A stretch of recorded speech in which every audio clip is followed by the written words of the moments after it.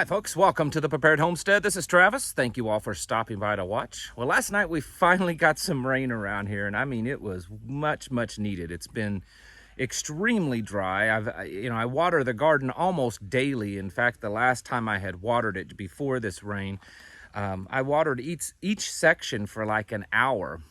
And you'd go out there and the ground was just barely wet. I mean, just the teeny tiny surface of it was wet, but below that, it was just completely dry and dusty. And last night we got a good soaking rain for about 3 hours. Ended up with almost 2 inches, which is amazing. Even the creek back here has come up and is moving a lot better than it was. And it's possible we'll be getting rain here soon. As I'm speaking off to the west, the clouds are darkening and you can hear some thunder off in the distance. And there is a prediction that we could get some of that. So that is a blessing that's been definitely needed. It hadn't got quite to the point that I was out in the middle of the yard doing the rain dances, but it was getting close to that because things were getting really dry around here. And so we're hoping and praying that, you know, over the next few days the garden will burst into, you know, life and see some growth that we haven't been seeing a whole lot of lately because it's just so dry. Tomorrow, tomorrow is what most Americans refer to as the 4th of July, which honestly is just a regular day on the calendar. But also tomorrow is a holiday called Independence Day. Most Americans really have no clue what that's about. We're going to talk about that here in a minute. And a new poll that kind of echoes back to the days of the Revolution. Before I get started with that, I wanted to and this is a lot for the local people, I have sent out the newsletter for this month talking about the upcoming meeting on July 17th. If you have not received that newsletter and you believe you are on the email list, you need to check your spam folder. I've been getting tons of reports that the email for some reason is ending up in people's spam folders. I'm working on trying to figure out a way to make that not happen, but certainly check your spam folders for the information. And then also, if you are local and you come to the meetings or you want to come to the meetings and you'd like to be on our mailing list or email list, I'll leave a link down in the description below of where you can go and you can sign up for that email and you can get those emails. Or you can just email me directly and ask for the information. Either way works fine. But that's just something that happens on the local monthly level. You know, we average between, 175 on the low end all the way up to 300 people a month. And this month I expect it to be a pretty big event because we're having a special speaker. This month we're having a dentist. He's been a practicing dentist for 30 years and he's been a prepper for over 10 years. And he's going to come in and teach us how to put together an emergency dental kit, kind of like your IFAKs, your individual first aid kits. But this will be specifically for dentistry. And then at some point in the future, he'll come back and put on some classes on actually hands-on of how to do emergency dentistry. So that's something that's exciting that we're looking forward to this month. One other thing, and this goes for everyone, I guess the channel is finally getting big enough for this, but there have been some, not just bots, but people that are trying to create channels that look just like mine to try to get your information. And I want to warn you about that. Down in the comments, I've been trying to diligently delete them and to block them and report them, but there have been people that have been creating YouTube accounts using my logo and trying to make the account look similar to mine. And what they're doing is they're leaving comments asking people to click on it so that they can get your information. That is not me. Make sure when you see a comment that looks like it's from me, that it is from me. I'm never going to ask you to send me your information. Usually if I do anything like that, I'll say, use the email in the description below, which is my email in the description. There's also been, I've had to report a couple of accounts out there that have been just taking my entire videos and reposting them on their accounts. It's also quite strange that they're always in Ukraine. I've had a couple of them just this past week that I had to file copyright infringements on, and they're taking my videos, full videos, and redoing them or replaying them on their channel and trying to earn revenue, and they're all in Ukraine. But I just wanted to put that out there so that no one gets scammed by anyone trying to act like they're like me. I don't know if I should be flattered or not, but I just wanted to put out that warning. So back to the video.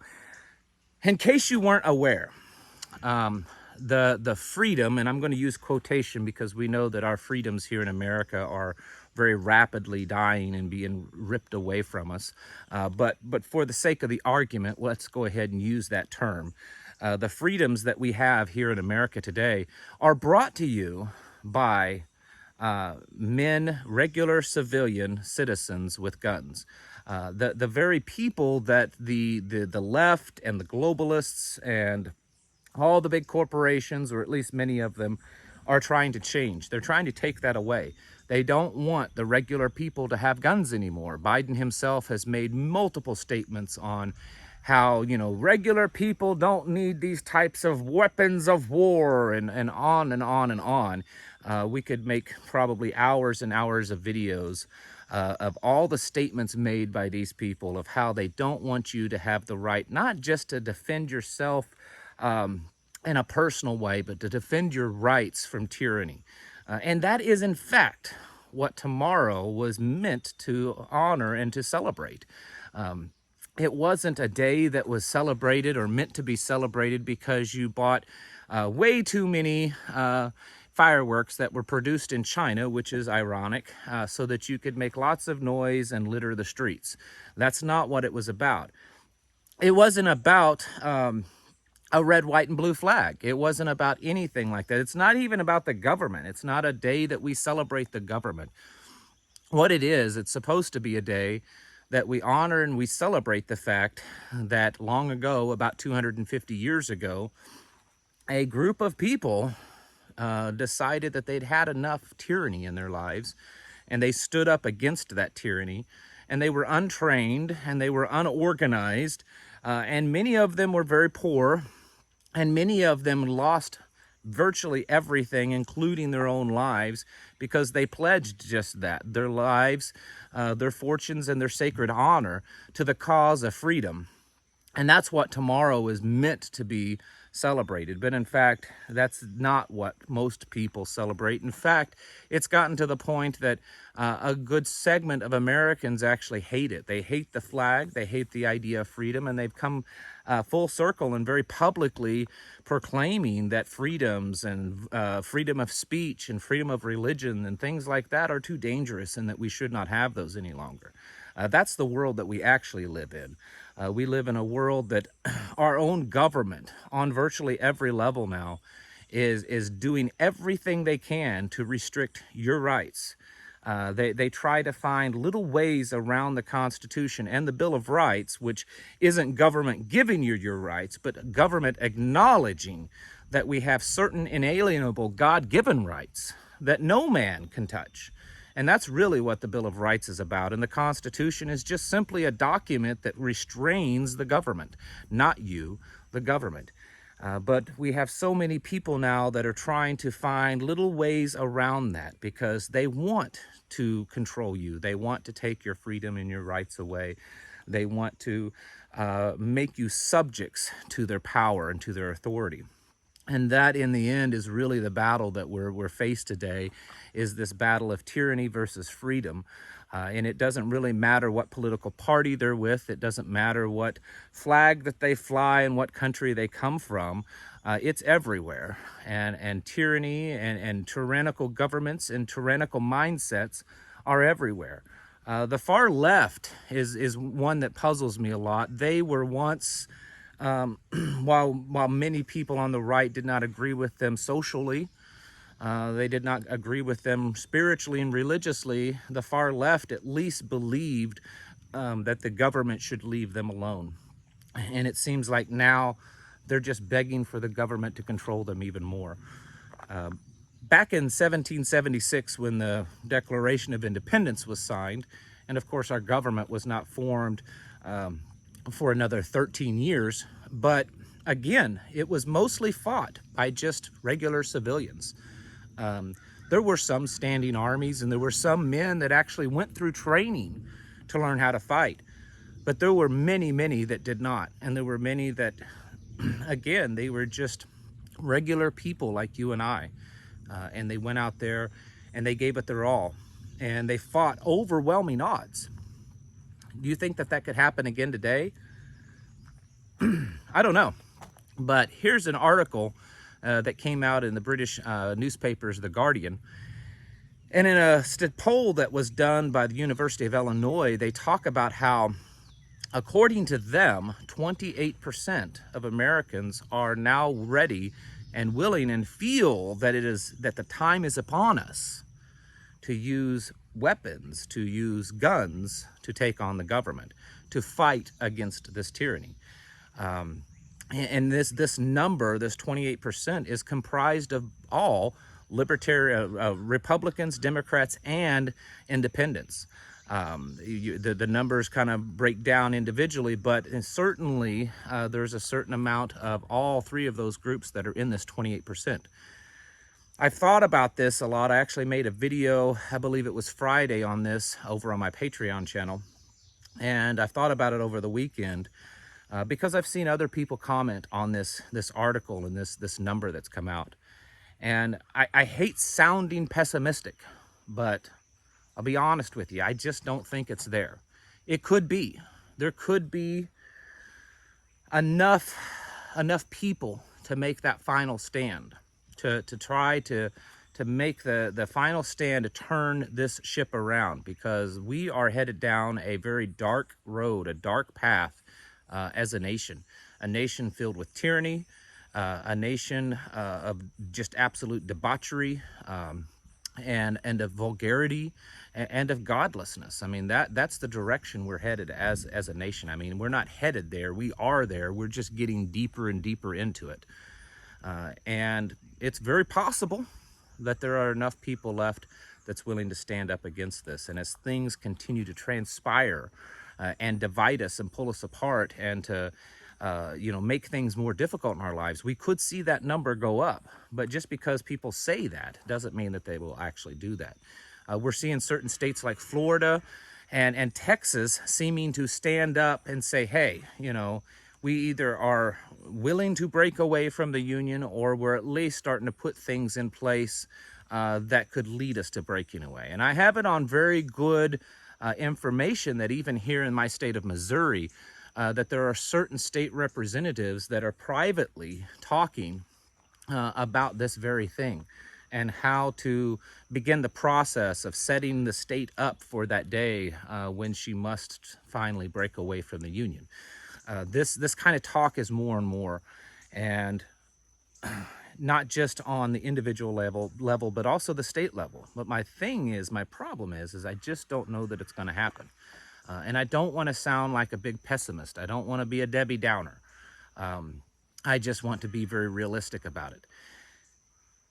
You and I, though, on an individual basis, we have to be well aware of the stuff that's going on.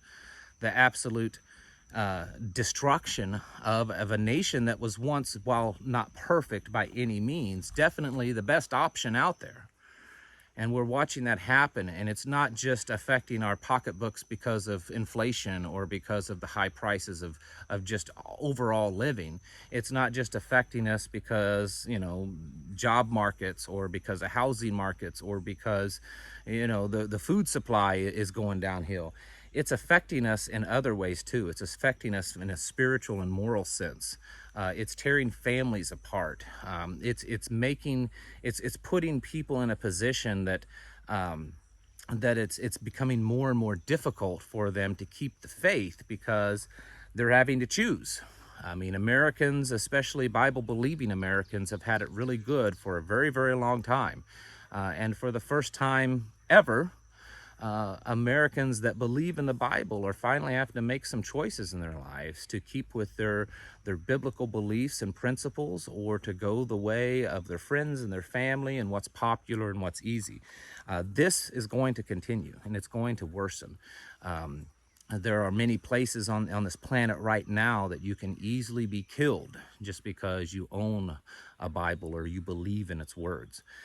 And the day very possibly could come to this country where something like that or nearly that extreme could happen. This is why we prepare. This is why we separate ourselves from this culture. For months now, I have been promoting this idea of cultural secession, which is where you as an individual, you as a family, or even you as a group of people decide that the culture out there is not fit for you, that you are not a good fit for it, and that you're going to do everything you can in your power to live outside of it and to not partake in its ways. Much like how it's talked about in the book of Revelation, where it says, "Come out of her, my people." And it's talking about, you know, Babylon, whether it's the literal or the fictitious city, or the analogy of sin and of corruption. And he's talking about his own people, saying, "Come out from among her. You know, do not be part of that." And that is where we're finding ourselves at more and more. That's why we live this self-sufficient lifestyle. That's why we prepare. That's why we build our skills, our knowledge, and our connections and friendship base, because we see this nation is headed down a very dark path.